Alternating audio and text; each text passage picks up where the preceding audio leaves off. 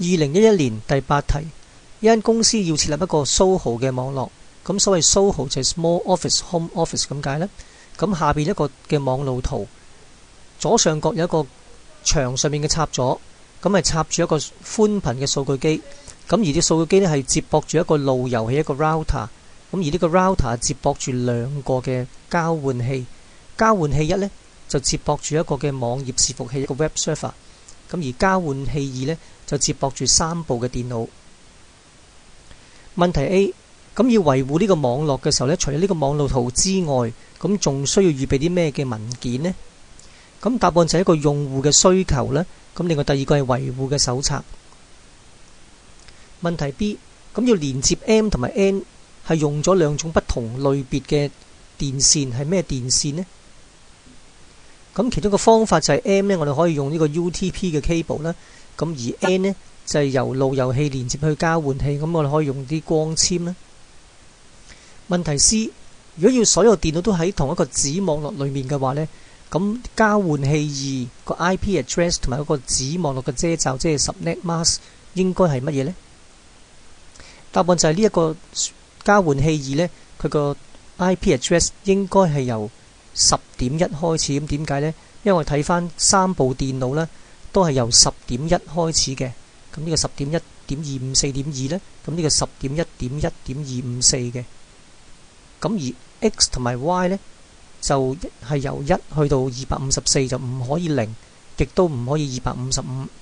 咁而且呢，佢嘅 IP address 應該同其他3部電腦係不相同嘅。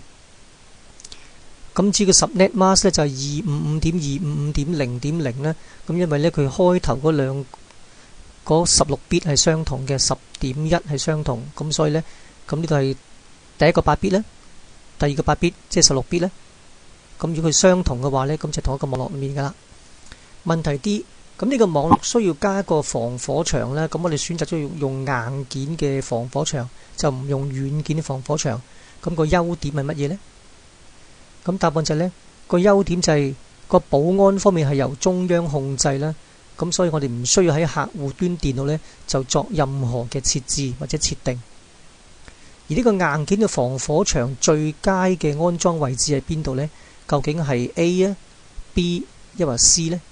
咁答案呢係 A 嚟嘅，咁就喺個數據機同埋個路由器之間。咁點解呢？咁因為 A 呢一段啱啱就係呢互聯網同埋我哋嘅 LAN 區域網絡之間嘅啱啱中間嘅地方嚟啦。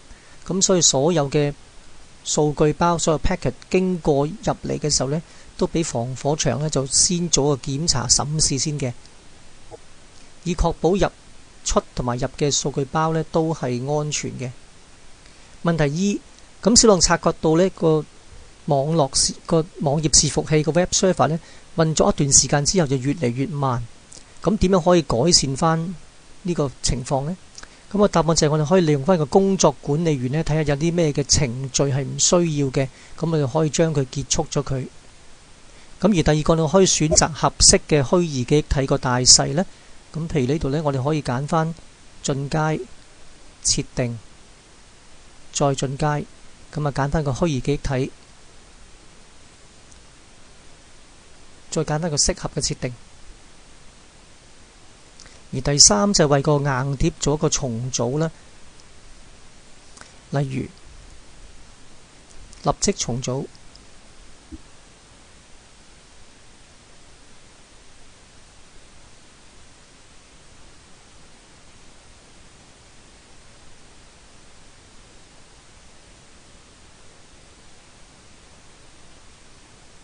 F， 咁有個 program 叫 link 嘅，咁就可以檢查兩個設備之間呢個連接究竟係成功抑失敗。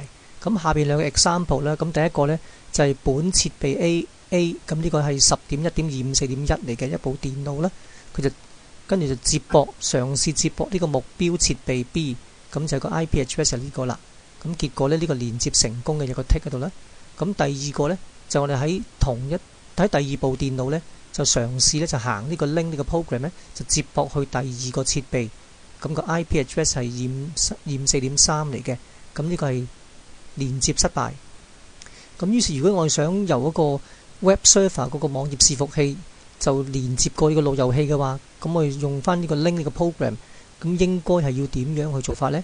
咁但係首先我哋喺個網頁伺服器呢，就先行呢個 program 咧 link， 然後呢個目標設備呢，就輸入翻路由器嘅 IP address， 咁我可以睇下佢成功定失敗。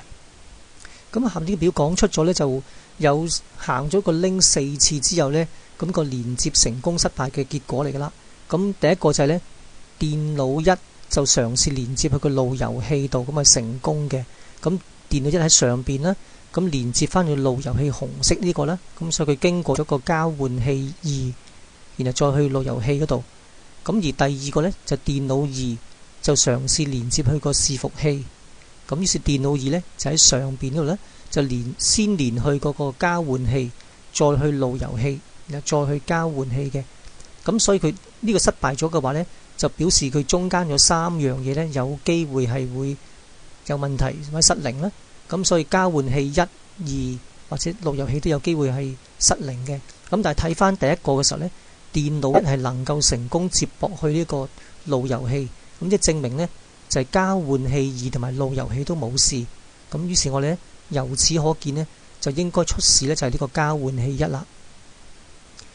咁喺咩情況之下呢個 link 呢個 program 係唔能夠應用嘅呢？咁答案就係有啲裝置，譬如路由器、交換器啲呢，係唔能夠安裝到或者執行到 link 呢個 program 嘅。咁所以呢啲情況下就唔可以使用啦。問題 G， 咁我哋需要呢透過互聯網嘅登入喺呢個網頁伺服器裏面呢，就做一啲維修嘅話呢，咁有啲咩措施係可以增強遠程連接嘅時候呢嘅保安呢？咁答案就係我哋可以用 VPN 呢，或者用 HTTPS， 咁呢個用咗 SSL 去加密，咁呢個係會比較安全啲嘅。